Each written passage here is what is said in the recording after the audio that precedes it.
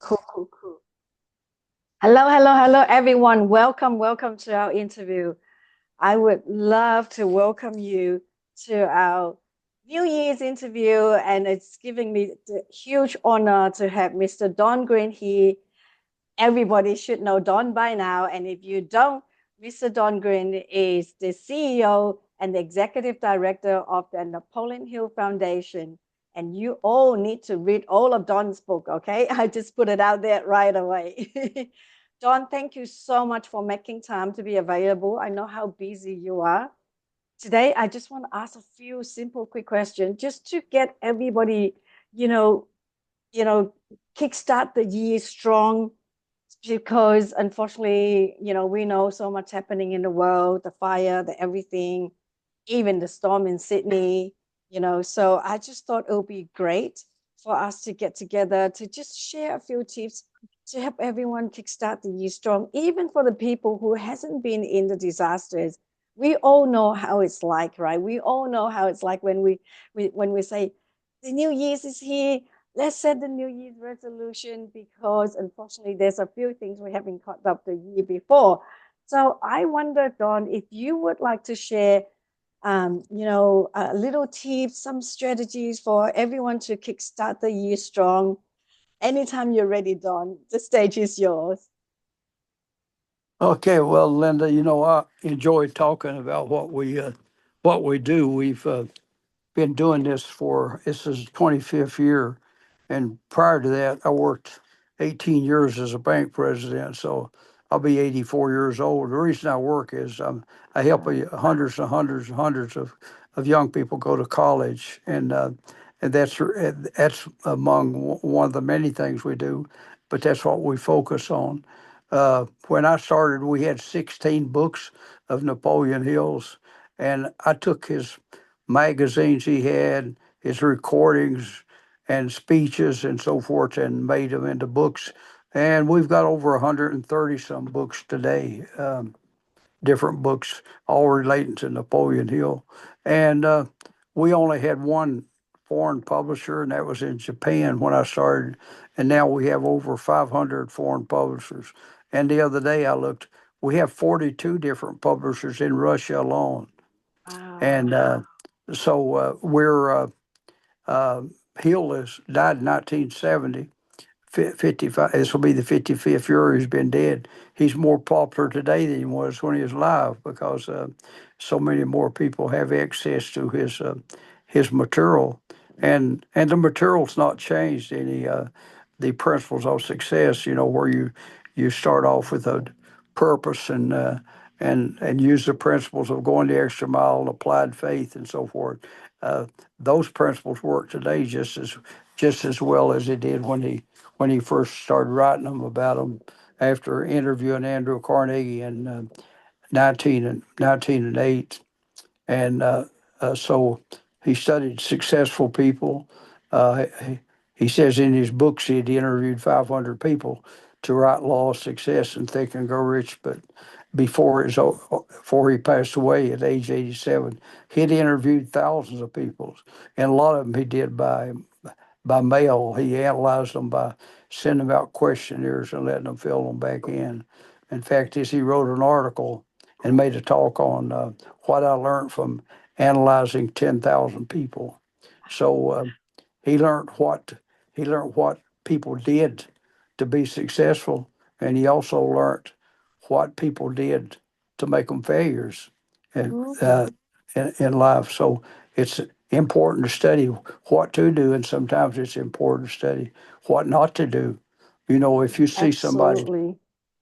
if you see somebody put their hand on a hot stove, you don't have to do it. You learn from somebody else's mistakes. We don't live long enough to make all the mistakes, so we have to learn. We have to learn from each other, and I think there's only two ways to learn, and one of them is being around smart people, and the other is from good books. And Absolutely, absolutely. And that's why I thought it would be so amazing to invite you here to share with us. There's we are really lucky in these days and age that we have people gone before us and come back to share, whether it's in books, in talks and podcasts and interviews like this. So I think we are really, really lucky. Like you said, he's gone 55 years ago and his teaching still continuing. And that's largely thanks to you and all the amazing people at the foundation to continue the legacy.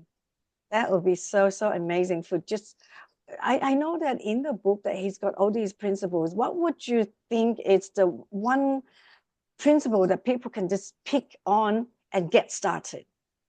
Just get Well, started to get the year rolling. uh, the deftness of purpose, he tells us over and over again, is a starting point of all achievements. You got to know what you want. You know, I Exactly. mean, I'm doing a book on self help, and uh, I've already got it sold, but I've got to finish it. But been working a lot on it. But these whole books written on how to get what you want. Mm, Um, and by Orson Swett Martin and the lady Elsie Benedict wrote one, How to Get Anything You Want. So you got to know what you desire.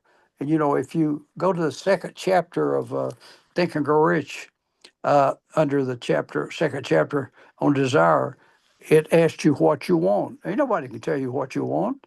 You have to decide what you want. And then the second part of it is he asks you, what do you intend to give for what you want? mm, And there's no such thing as something for nothing. Thomas Jefferson, our third president, said, saddest day in a person's life was when they sit down and started thinking how they could get something for nothing. So everything's got a price to it, mm. and the purpose is the starting point of it. But then you got to have the plans, and then you also got to have you got to have a belief, applied faith that you can accomplish it. Because if you don't believe you can do it, well, you're not going to put the effort out. And the other points of going the extra mile, it's amazing the people have the attitude that's not my job, and even from the Bible, it's got a verse in there that says, when a person asks you to go a mile, go twain, TWAIN, and that means extra mile. In other words, do more than your. And Hill wrote about the theory of compensation, which was from Ralph Waldo Emerson. He said the theory of compensation was that if you did more work than was required of you, that your employer would recognize you and reward you. Or if he didn't, some other employer would recognize you and steal you away. And so those things are really important, and they're small things, but added up over a long period of time makes all the difference in the world. I did a fundraising once with Zig Ziglar, which he was a very very popular speaker and a writer. Wrote books like See You the Top, and he said everything in life comes down to how bad do you want it. And that applies to anything. How bad do you want it? Are you willing to put in the extra hours? Get up with something on your mind and keep it on your mind during the day and doing something about it, and go to bed at night with it on your mind, thinking what else you could do to get you the place that you want to be. So we've been left with all kinds of just wonderful books that are meant to encourage you, inspire you, and to teach you that the answers of what you seek is inside of you, and our outside is simply a reflection of what we are on the inside, good or good or bad. But the first three words in the Think and Grow Rich was thoughts or things. Everything starts in our mind, and when we develop a mindset of what we want, we're off to a good start. But it's amazing that the people in life don't know what they want. You Yeah. know, they So don't know what they want. He called them drifters, and he wrote about that in Outwitting the Devil. They just every which way they try this something other a little bit, and it don't go right, and they start something else and something else. They just go from one thing to another, and they never apply persistence to nothing to get results. And if it don't come easy, they just go on to something else. wow, it's so amazing. You share so much in one go already, Don. So I'm just gonna distill it into 3 points that I've just heard, so that the listeners can take note and remember how to do this, right? So the first thing is to achieve what you want is you got to know what you want, right? You really need to got to know what you want, and you have to have that clarity. Write down exactly what you want. So that's the first step. Then the second thing that Dawn was talking about, the second point is have you got to be willing to give in return for what you want. Now, a lot of people will think of it as a sacrifice. What do I got to give in order to earn what you want? I've got to sacrifice this, sacrifice that. But in this sense, from my understanding, is a lot about contribution and giving back, right? It's your purpose. If you want something, what are you going to be able to do to give back and contribute back, right? So there's two way of seeing this. Majority of people think that, oh, it's a sacrifice. If I want to earn this much, I've got to sacrifice the time, the blah blah blah blah. What is it? That's a bit of a negative thinking. Whereas if you turn it to the positive thinking, it's a lot more empowering. For example, if I earn this much money, where can I donate to? Where can I contribute to? So that's my understanding in terms of you got to be willing to give back in what you earn. And point number three is responsibility and ownership, right? You got to own the responsibility. Put in the extra mile, do the extra part if you have a 9 to 5 job or whatever work you do. So those are the 3 points. Number one, you got to have clarity of what you want.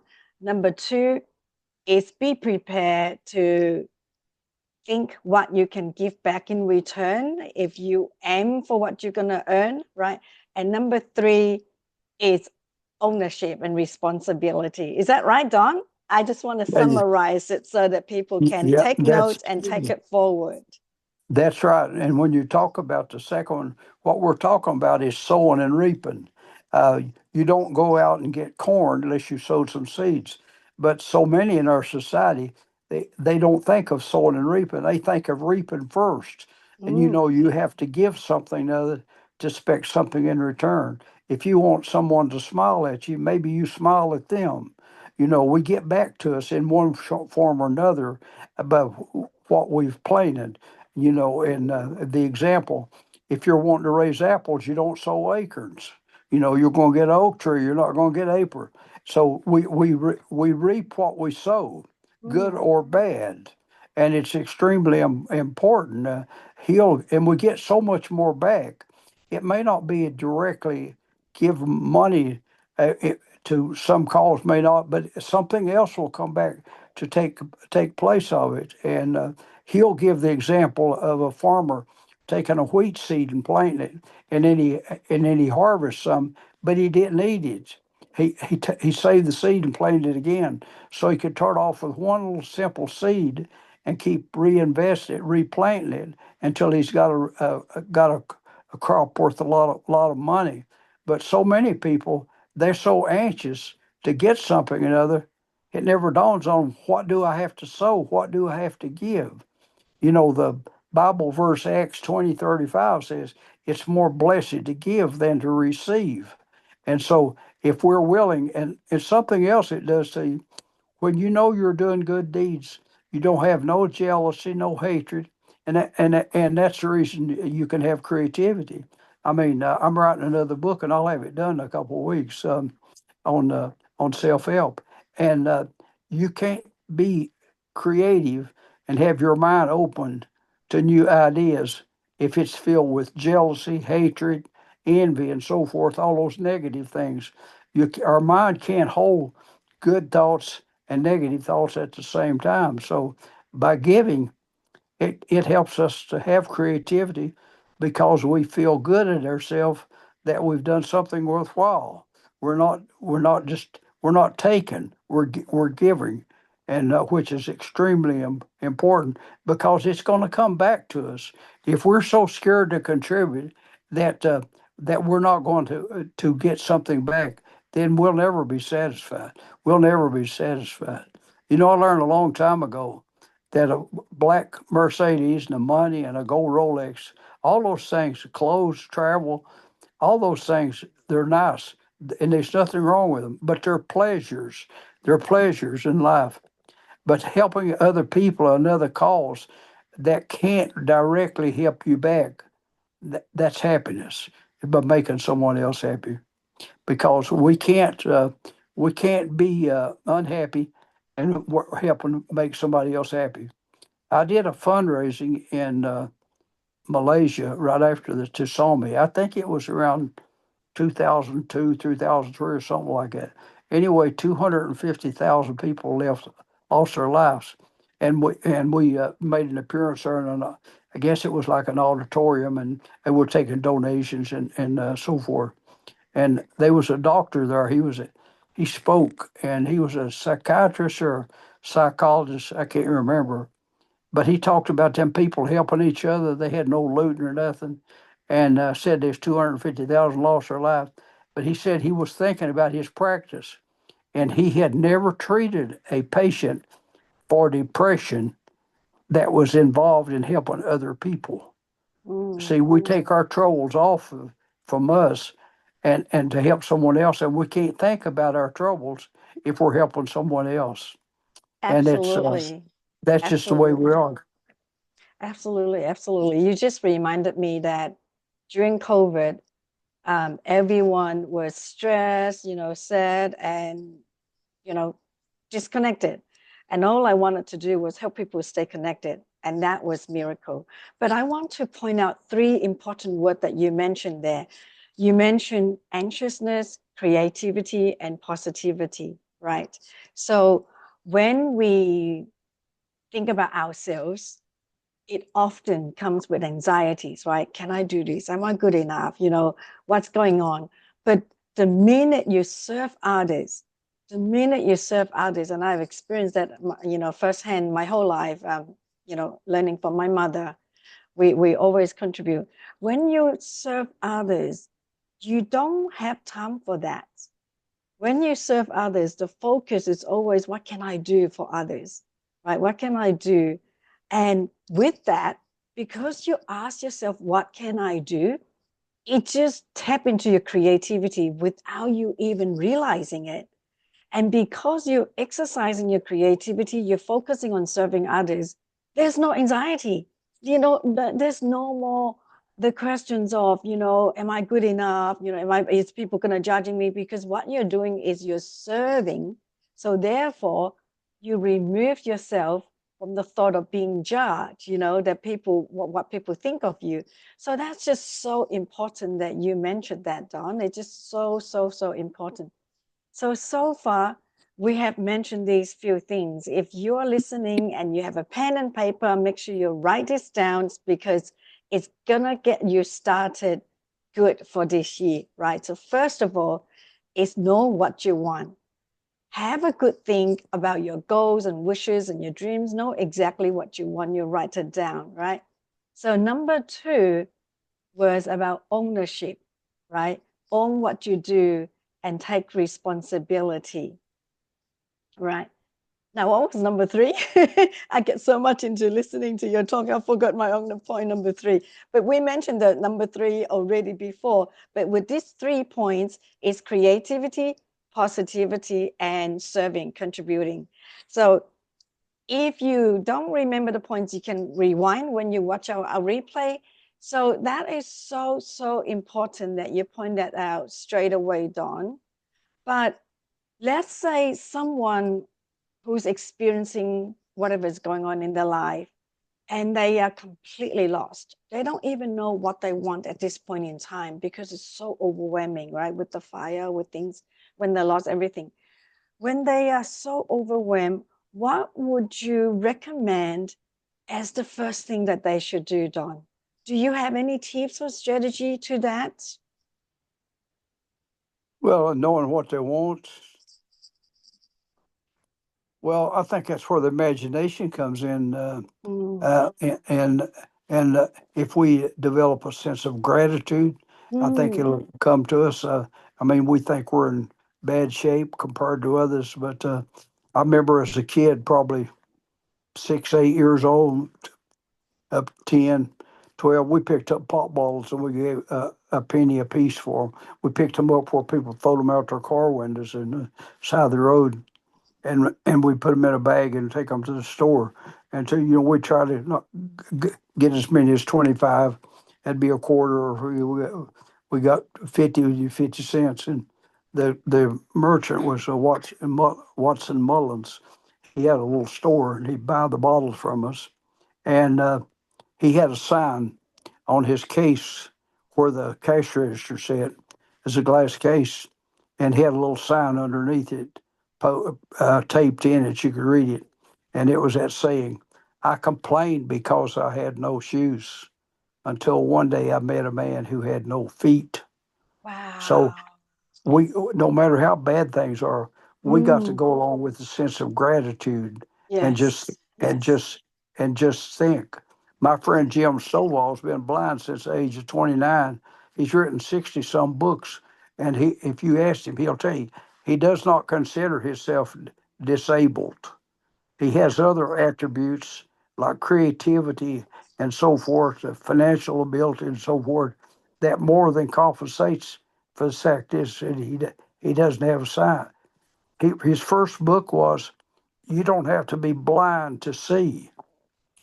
What he's Wow. talking about is our mindset, our inner side, our vision, what we have in our head, and but at the whole time we're doing all this, it'll come to us so much easier if we'll have a sense of gratitude. Like saying, "You got an old car." Well, my neighbor's got a brand new one, but then I know people that don't have one at all, and they'll have to walk a mile to the store, walk everywhere they go, don't have a car at all. So it's, I guess, human nature for people to compare themselves with people that's got more, rather Mm. than look and see at them. It's billions. It's got so much less. It is That so true. It is so true. When we turn from gratitude, turn into the power of gratitude, everything change, right? Everything shifts. So we could lose everything, but at least we can be grateful that we're still alive, we have our health, we're still here, or if you're still with family, you can still start all over again. And I completely resonate with what you said about the car and walk.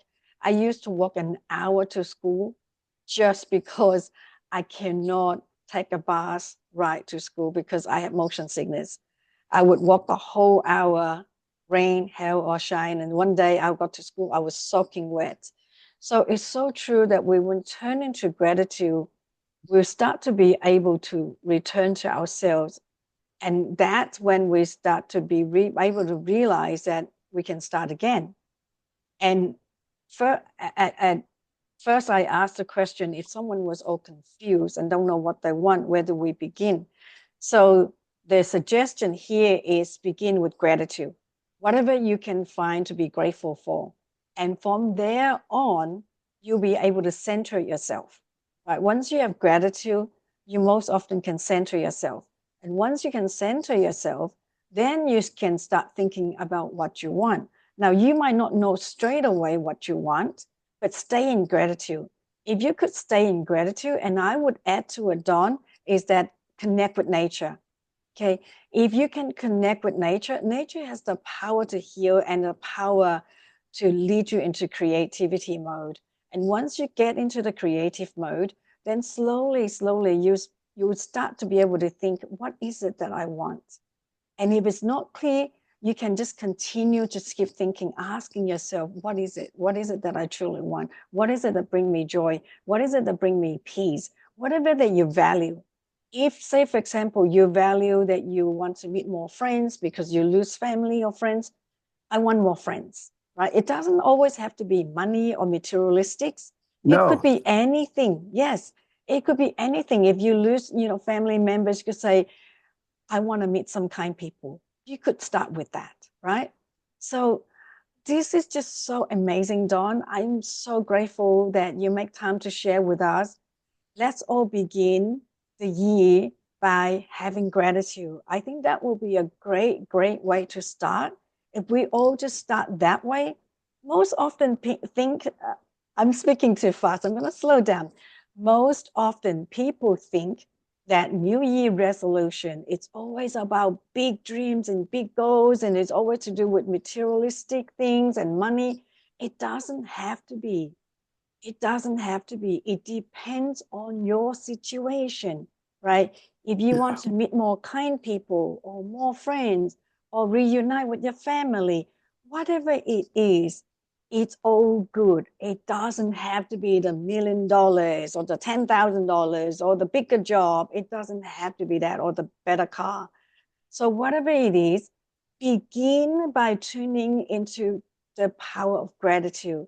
I think that will be the best way to start the year. I'm going to start the year that way. I certainly will. And I That's want to say thank you so much, Dawn, for all the wisdom that you share. In a simple little conversation, you really share so much learning, so many lessons. And I'm sure that when we all listen back, when I listen back, I'm going to find more teaching points from there as well. And I know how busy you are. You just mentioned before we get on that how busy you are. So I won't keep you too long, but I would like to invite you to share one more last word. What is the one, one more thing that you like to share with us all before we send you okay. off to your busy day? Okay. Well, we talked about gratitude, and I'll Yes. share with you what the importance of it is. The doctor also said when I was in Malaysia, he overheard a conversation, and one man says to another, I called him by his name. I understand you lost everything you had, and which meant his car and his house and animals and whatever. He said, "Oh no, I never lost none of my family." Okay, he Oh, had gratitude for what he still had, not for yes, yes, what yes, he had yes. lost. He said, "No, I didn't lose none of my family." So that's we have to develop that gratitude if we're going to have a peaceful life. Um, Hill's last book was in 1964. He published a book, Grow Rich with Peace of Mind. In other words, the money's important, but if you don't have peace of mind, and that comes with gratitude, if you don't have peace of mind, you can have all the money in the world and it wouldn't mean nothing to you. You know, Peggy Lee, the singer, a long time ago when I was growing up, somewhere, she had a song, Is This All There Is? In other words, Mm, oh, I got the house, I got another car, I got this, I got that, and it's always something else. mm, But when we focus our mind on a cause that's worthwhile of helping other people that maybe lost their homes or uh, giving them clothes or food or whatever, and concentrate on helping other people and developing a sense of gratitude, I think we will be able to do what Ralph Waldo Emerson said, and I'll be quiet. He said, if we only knew what we was capable of doing, we would simply amaze ourselves. And I apply that to myself also. If we only knew what we was capable of, we would simply amaze ourselves. And so that gratitude. That is just phenomenal. I am so, so thankful that you share that. That is so, so true. Most often we doubt ourselves, right? We question ourselves, but we really are a lot than what we imagine. Like I was born at the end of the Vietnam War. I didn't have anything. I didn't have anything. I didn't even have color pencils. I didn't know a word of English before I came to Sydney, Australia. I never knew what a computer looked like. And for me to be able to achieve every single dream I have so far was never what I imagined. So so thank you for echoing that. That just so, so amazing. It's so, so true. Well, well, Thank you so much, Don. I appreciate you. And if people want to know about us or books, they can go to NAPHIL, NAPHILL.org. All of our books is listed. We're a nonprofit. We helping kids to go to school, among other things we do. But we appreciate your support very much. Thank you so much, Don. Okay, But do we'll stay do. on. I want to say goodbye properly. And I just want to stop recording now for everybody. Thank you. Thank you. We'll see you on the next interview.